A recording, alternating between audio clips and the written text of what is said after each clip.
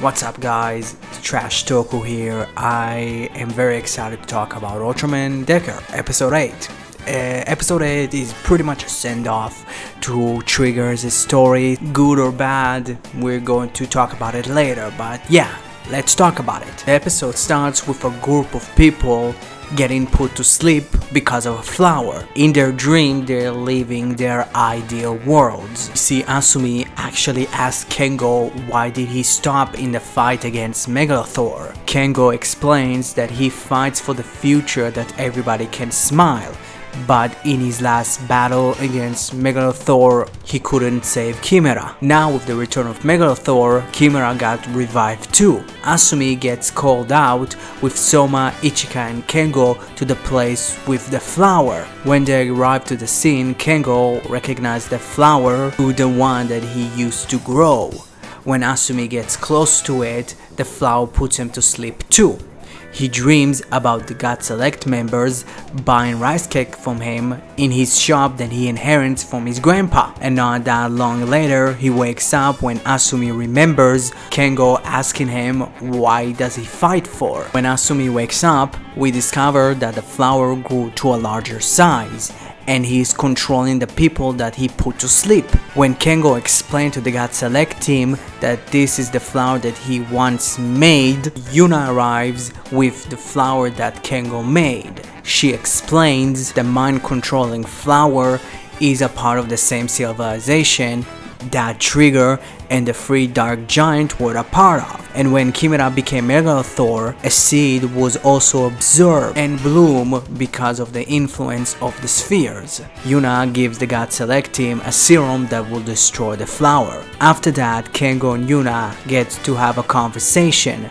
They decide to put on their old uniform and help the new God Select. They fly the Norsedeus over the flower and spray the serum. The flower melts away. Yuna, Kengo, Soma, Ichiga and Asumi go down to evacuate the group of people that were controlled by the flower.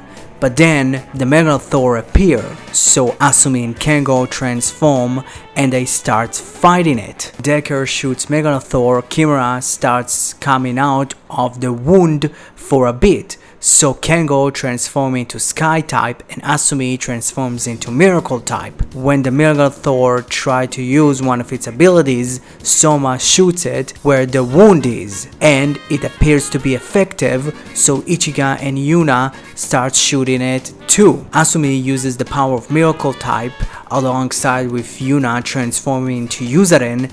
They were able to release Chimera from Megalothor. Chimera confronts Trigger and she decides to help both Ultra in fighting the monster. In the end, the three destroy the monster, but Chimera disappears. Kengo gives to Asumi the dual swords and he tells them that at one point he would find the answer for his reason to fight. On a rooftop, Yuna and Kengo talk and then Chimera appears and she asks from Kengo to take her outside out of the sphere barrier because she needs to find a place to belong with Doragon and Hirodamu. Kengo says goodbye to Yuna and he and Chimera fly out to space while Asumi looked to the sky and promised Kengo that he would find his answers. This episode was fine, not really good, not really bad. I think it's probably the weakest episode right now of the entire series.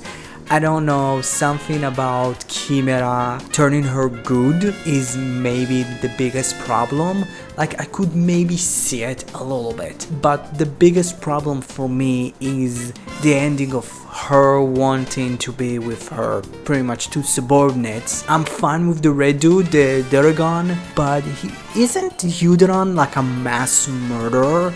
Like, didn't he kill the entirety of the planet that the user of Trigger Dark lives in? It's kind of a big problem for me. I'm not that sure about that, but you know, most of the characterization of most of the characters were fine. I think Kengo looked better in this season than actually in Trigger. I'm kind of okay with Yuna and Urizen kind of being there from time to time. I really liked the idea that Asumi really looks at the God Select team as way more, because when he dreams in his ideal world, he still sees them. So it's kind of interesting the way that he kind of relays his emotion to the God Select team. I really like the fight scenes. The fight scenes were really great, but here's the thing, like, I can't say it every week. So yeah, next episode is actually kind of based around a Dyna episode that I really liked. And if you're interested of seeing it, is I don't remember the number of the episode, but it's Dyna versus Dyna. So I'm kind of interested how it's going to work next episode, because they're not really doing the imposter Dyna versus real Dyna. I'm interested in that, so yeah, thank you very much. I implore you to subscribe to the channel, like the video, have a conversation down below. I'm going to talk about gates, I'm going to talk about revise, so it's going to be kind of a long week. So yeah, thank you very much, have a good one.